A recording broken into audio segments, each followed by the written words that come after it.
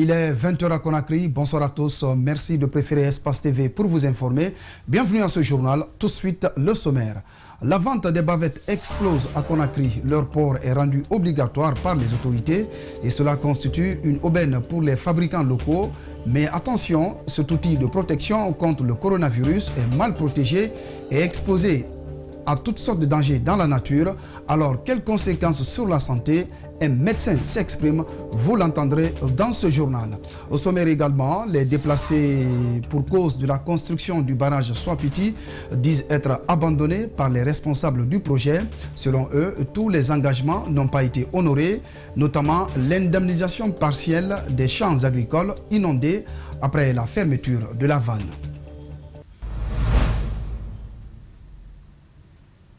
Voilà pour le sommaire de ce 20h à l'entame. Donc, la CENI, Commission électorale nationale indépendante, a un nouveau président par intérim. Il s'agit du commissaire Cabinet Cissé, jusque-là directeur du département formation et accréditation de l'institution électorale. La Cour constitutionnelle a, dans un arrêt rendu ce mardi 5 mai, désigné M. Cabinet Cissé pour assurer l'intérim à la tête de la CENI. Il remplace l'ancien président Maître Salifou Kébé, décédé le 17 avril dernier des suites de maladies liées au Covid-19. La vente des bavettes explose à Conakry. Leur port est rendu obligatoire par les autorités et cela constitue une aubaine pour les fabricants locaux. Mais force est de constater que cet outil de protection contre le coronavirus est mal protégé et exposé à toutes sortes de dangers par les vendeurs dans la rue. Une situation qui n'est pas sans conséquences sur la santé publique, déplore un médecin interrogé par l'une de nos équipes. Reportage Dina Bangoura, Ibrahim Assouma. L'autre risque de propagation du coronavirus reste bien la mauvaise manipulation des bavettes. Portant ces cache-nez sont au cœur aussi de la lutte contre la pandémie. En pharmaceutique, en tissu ou des bavettes de chantier, les qualités fleurissent sur le marché. Parfois, les vendeurs ignorent les modes de protection de l'outil. C'est ici les bavettes sont faites. Ça vient sans emballage. On les suspend. Quand tu viens, tu regardes. Que disent les spécialistes de la santé? L'ancien président de la commission santé à l'Assemblée nationale craint que la solution ne soit transformée en problème. Honorable Ben Youssouf Keita explique que ces couvre-nez, s'ils sont exposés à la poussière, pourraient entraîner d'autres maladies telles que la tuberculose, la pneumonie. Les bavettes qui sont fabriquées par nos braves couturiers et couturières ne sont pas emballées, sont exposées à l'air libre. Et le coronavirus, ça se transmet dans l'air. Ça, c'est un danger déjà. En dehors de cela, il y a la poussière qui peut se déposer.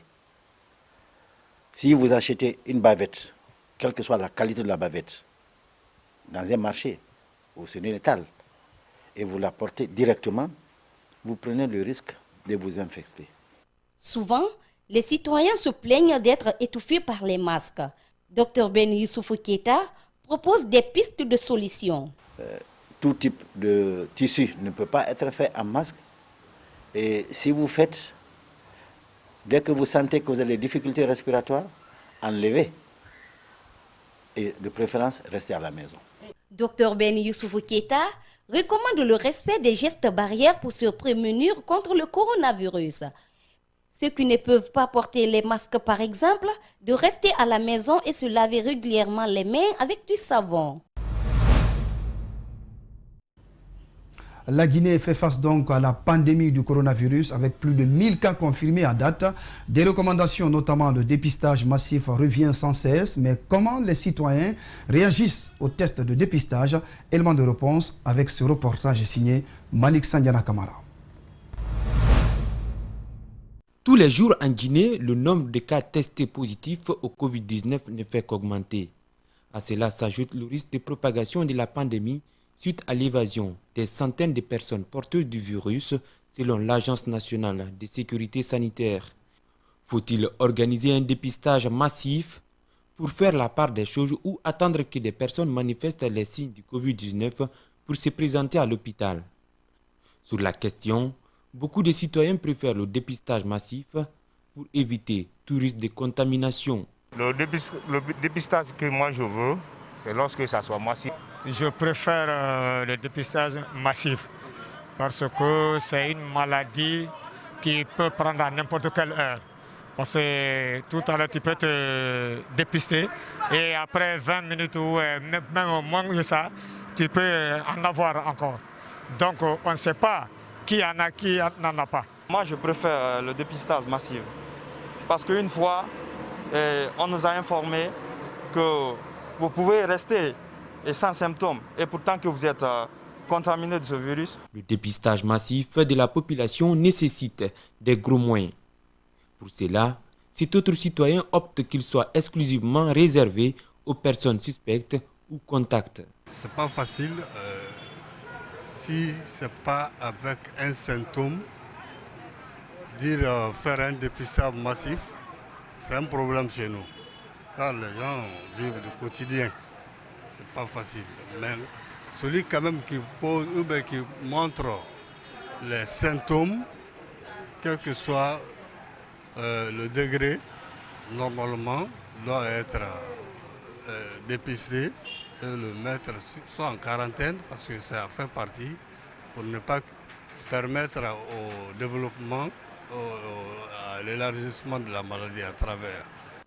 Selon les spécialistes de santé, une personne peut être porteuse de coronavirus sans pour autant manifester les symptômes de la maladie.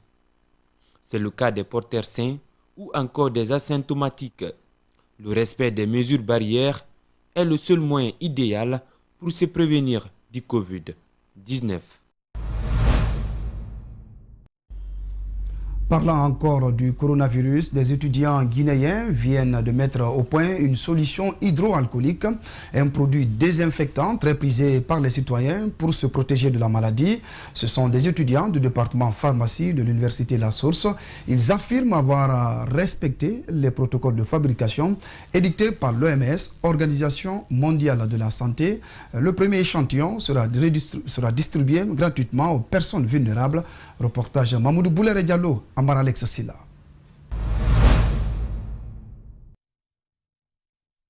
La solution hydroalcoolique est l'un des moyens de lutte contre le coronavirus. Vu la forte demande sur le marché, son prix a grimpé. Ces étudiants apportent leur contribution à travers la mise au point d'une solution. L'échantillon qui a été fait, c'est un échantillon qui sera donné gratuitement aux personnes les plus vulnérables. Mais vu que les moyens sont limités au niveau des étudiants, nous ne pouvons que faire donner ce que nous avons. Mais nous voulons multiplier ces solutions, donner plus d'avantages aux personnes qui n'ont pas les moyens de se procurer. Ces solutions hydroalcooliques sont utilisables sans risque, rassurent les fabricants. Le travail est fait à partir des protocoles de fabrication édictés par l'OMS. L'OMS dit que si vous avez besoin d'un litre de solution hydroalcoolique, il faut procéder comme suit. Il y a ce que nous appelons 833 ml évidemment d'alcool pour 14,5 ml évidemment de glycérine, mais aussi pour 41,7 ml d'eau oxygénée. Comme ça, vous procédez à votre fabrication. Le fondateur de l'université s'est dit fier du travail abattu. L'étape suivante sera celle du soutien financier. Sur la question, il compte mener des démarches auprès des autorités guinéennes. Nous allons demander tout simplement à l'État de les accompagner pour que, au lieu qu'on commande ces solutions hydroalcooliques, que ce soit des solutions fabriquées par nos propres étudiants, surtout qu'ils répondent aux normes. Une fois qu'ils répondent aux normes, et ce que je suis sûr. Les étudiants ont procédé à une démonstration devant la presse. Ils n'attendent qu'être accompagnés pour démultiplier ces solutions hydroalcooliques et les distribuer aux personnes vulnérables. La chaîne de solidarité initiée par Adafo Média et ses partenaires se poursuit.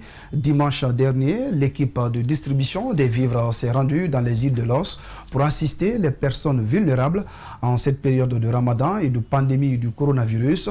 De quoi réjouir les femmes évoluant dans la carrière de granit de Kassa.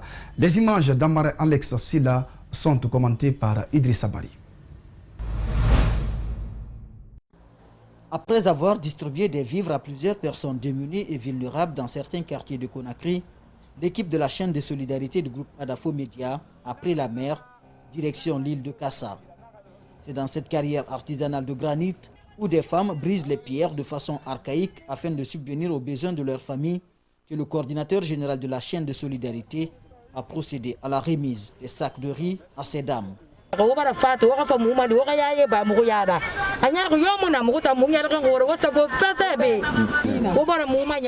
Merci d'être venu pour nous aider à réduire notre souffrance. Nous vous en remercions. Vous avez pensé à nous.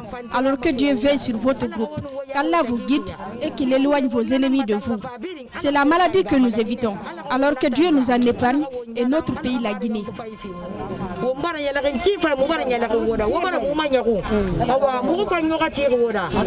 En plus des vivres, le coordinateur de la chaîne de solidarité a aussi offert des masques de protection pour prévenir la propagation du Covid-19 tout en les accompagnant de messages de sensibilisation.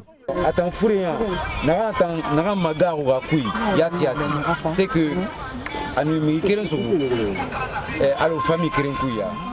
la crainte avec cette maladie est quand une personne est atteinte dans une famille, elle la transmet à toute la famille ainsi qu'à ses contacts. Ils doivent donc tous être dépistés. Pour éviter le coronavirus, il faut se laver régulièrement les mains avec de l'eau et du savon. Il faut aussi mettre la bavette. Celles-ci sont lavables et réutilisables.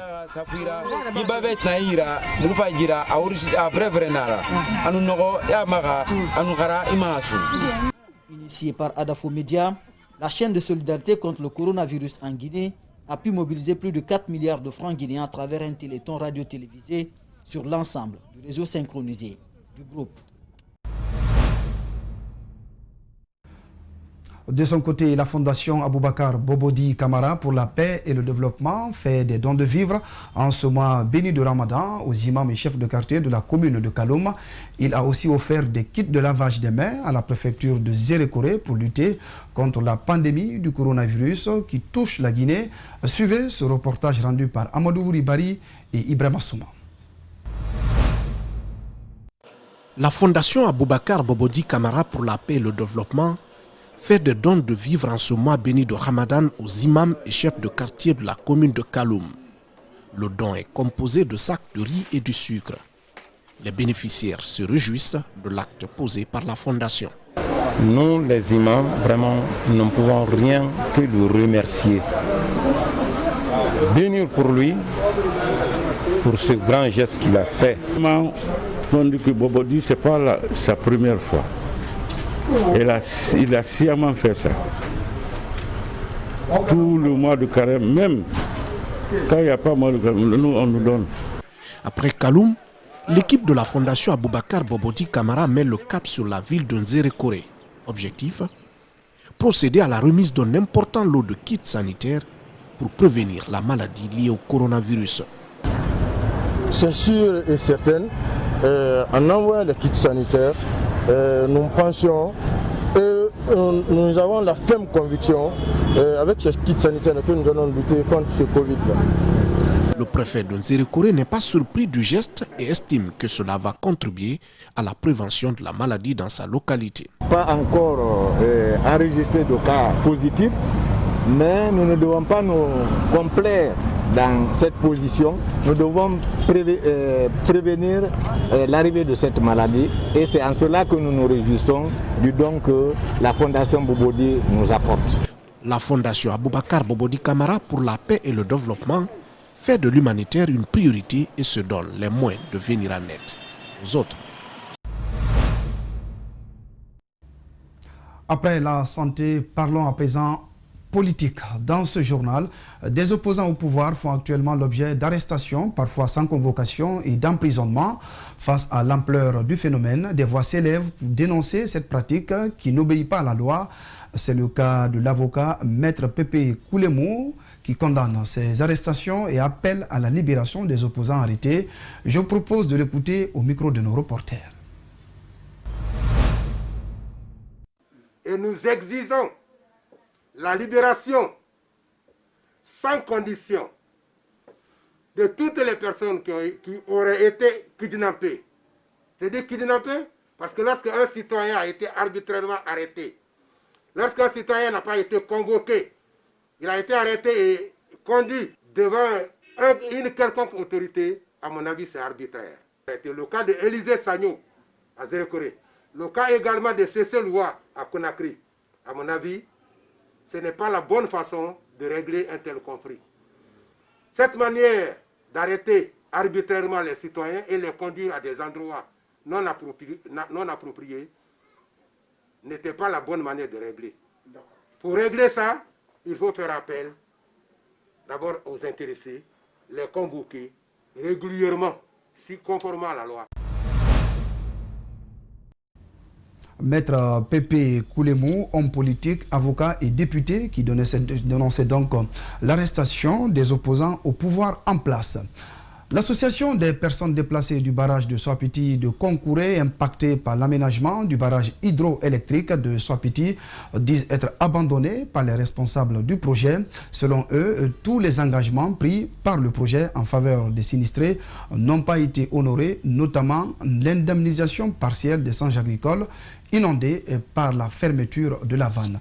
Idrissa Bari, Djibril Kaba Kamara. Les populations déplacées des villages impactés par le projet d'aménagement du barrage hydroélectrique de Soapiti disent ne pas comprendre jusque-là ce qui empêche la direction du projet de respecter les engagements qu'ils ont pris vis-à-vis des communautés riveraines.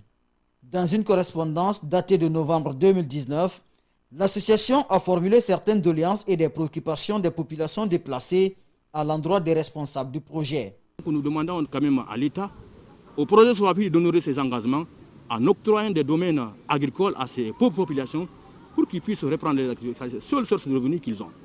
Ensuite, après le déménagement, les gens ont quitté leurs champs, ils n'étaient pas en maturité, ils sont allés en tout cas dans le site d'accueil. Ils avaient promis de recenser tous les champs des populations en tout cas touchées par ce projet et les indemniser. Outre les domaines agricoles, l'association est aussi préoccupée par la non prise en charge par le projet Soapiti des villages isolés de la contrée du fleuve Konkouré. Amadou Konkoureba lance une invite au ministre de l'Énergie à qui ils ont adressé déjà une correspondance. Nous interpellons vraiment l'État et le ministre de l'Énergie qu'on a écrit vraiment à plusieurs courriers qu'il fait face vraiment à cette situation qui est restée silencieuse aussi. Nous l'interpellons de honorer en tout cas ses engagements. Un cadre de concertation entre la direction du projet et l'association des déplacés avait été mis en place pour régler tous les soucis des communautés locales. Des rencontres qui ont permis de procéder à l'indemnisation d'une partie des sinistrés et la construction d'un collège et un centre de santé. En ce qui concerne les autres engagements qui souffrent d'être honorés, le secrétaire général de l'association des déplacés de Soapiti envoie un message au chef de l'État. Le président de la République, de penser vraiment à ces villages qui ont été déplacés, de les indemniser. Nous demandons à Alpha Condé, le chef de l'État, de tenir aussi ses engagements face à ces populations qu'il a tenues le mois dernier lors de l'inauguration de ce pont. La société de téléphonie mobile MTN vient de lancer une plateforme éducative intitulée Mbore. À l'aide de cette plateforme, les élèves et étudiants pourront dorénavant suivre les cours sans payer de passe Internet. Une initiative mise en place dans le but d'accompagner le ministère de l'Éducation nationale. On fait le point avec Ouminatou Sidibé et Ibrahim Assouma. Le lancement de la plateforme éducative mbore.com a permis à la société MTN d'apporter son aide en éliminant certaines barrières en ce moment de crise sanitaire. Les élèves auront donc la possibilité de suivre leurs cours à distance sans avoir besoin d'un pass Internet. Alors, la plateforme Mbore, s'inscrire dessus c'est simple. Il suffit d'y accéder à travers le lien www.mbore.com. www.mbore.com. L'élève pourrait s'inscrire, suivre ses cours, poser ses questions et nous les récupérons dans le bac et nous répondons à l'élève. Cette plateforme offre aussi la latitude aux élèves de s'inscrire, mais aussi à suivre les cours et d'avoir une interaction avec les professeurs. Cette situation bouleverse nos habitudes et nous oblige à trouver des solutions nouvelles à des problématiques sociétales. Donc c'est dans ce cadre que nous accompagnons le ministère de l'Éducation nationale et de l'alphabétisation dans cette exaltante mission de continuer à dispenser les cours à nos chers élèves à distance. Simplement parce qu'à MTN, nous plaçons l'éducation au centre de notre devoir de responsabilité sociétale. Le conseil spécial du ministère de l'Éducation a salué l'initiative et indique que ce programme est venu pendant que les acteurs du système éducatif sont à pied d'œuvre pour la continuité des cours à distance. Nous voulons remercier tous ceux qui, depuis que nous avons amorcé le programme de poursuite de la continuité de l'offre éducative, nous assistent dans la formation à distance. Ce n'est pas chose facile. C'est un travail qui est venu à un moment où on ne s'y attendait pas. C'est une expérience que nous sommes en train de vivre. Après le lancement de cette plateforme, la société a 10 jours pour présenter sa version mobile permettant aux étudiants de suivre les cours sur leur téléphone et télécharger le contenu de la plateforme et les visionner en offline. L'actualité à l'étranger dans ce journal. En France, le président Emmanuel Macron affirme ne pas vouloir mettre en danger les enseignants qui n'auront pas à aller travailler physiquement si les conditions de sécurité ne sont pas réunies. Cette annonce est faite alors que ce pays doit entamer dans quelques jours la phase de déconfinement. Écoutez le président français. Le tout, c'est que les maires, avec leurs directeurs d'école, leurs enseignants, soient sur une position commune concertée et que les parents soient bien informés. Parce que c'est très important que la vie familiale, professionnelle s'organise et que donc, d'ici à la fin de semaine, chaque parent soit informé de comment ça marche dans sa commune et pour son école. Les classes seront plus petites, le temps organisé différemment, autour de 4 temps de la vie des enfants. Il y aura le temps où les enfants sont à l'école, comme on est là, dans une classe. Il y aura le temps où les enfants auront de l'étude dirigée, ce qui permet d'avoir des classes moins nombreuses. Il y aura le temps où, là aussi, avec les communes et un engagement, y compris financier de l'État, on va organiser une vie qui est pédagogique, mais non scolaire. C'est ce que le ministre appelait les 2 S2C, c'est-à-dire on va faire du sport, du civisme, de la citoyenneté, de la culture. Et donc on va demander aux acteurs sportifs, aux acteurs aussi culturels, de s'engager avec nous à l'école, dans une période où moi je veux qu'on les accompagne, parce qu'eux-mêmes ne peuvent plus travailler, mais je vais leur demander, sur la base du volontariat, de venir nous aider à enseigner différemment à nos enfants. Et puis il y aura un temps qui continuera à se faire à distance, à la maison. En bref et en image, aux États-Unis, manifestation contre le confinement à Boston. Plus d'un millier de manifestants participent à un rassemblement contre le confinement devant le Capitole de l'État de Massachusetts à Boston, comme vous le constatez sur ces images, alors que ce pays est fortement touché par la pandémie du Covid-19. Voilà, mesdames, messieurs, c'est la fin de cette édition. Merci de l'attention. Merci aux équipes en régie, en édition. Merci également pour votre fidélité. Bonsoir chez vous sur Espace TV.